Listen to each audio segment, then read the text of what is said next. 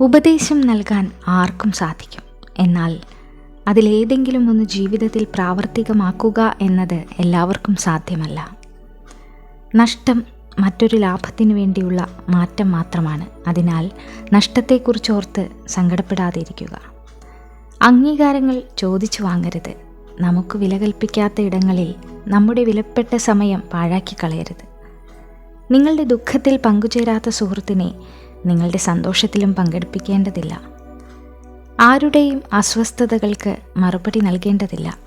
സത്യസന്ധമായി നിങ്ങളെ സ്നേഹിക്കുന്നവർക്ക് അതിൻ്റെ ആവശ്യമില്ല.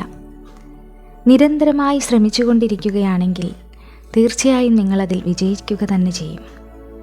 എപ്പോഴും അരികിലുണ്ടാവുക എന്നതിനേക്കാൾ എന്നെന്നും മനസ്സിലുണ്ടാവുക എന്നതാണ് സ്നേഹം.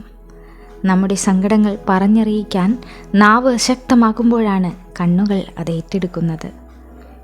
തിരക്കേറിയ സാഹചര്യങ്ങളിലും നിങ്ങളെ പരിഗണിക്കുന്നവരെ ബഹുമാനിക്കുക. എന്നാൽ തിരക്കുകളെല്ലാം നിങ്ങൾക്ക് വേണ്ടി മാറ്റിവെക്കുന്നവരെ സ്നേഹിക്കുക.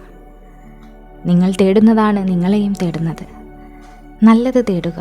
ഒരു ദിനം അത് നിങ്ങൾക്ക് പ്രാപ്തമാവുക തന്നെ ചെയ്യും.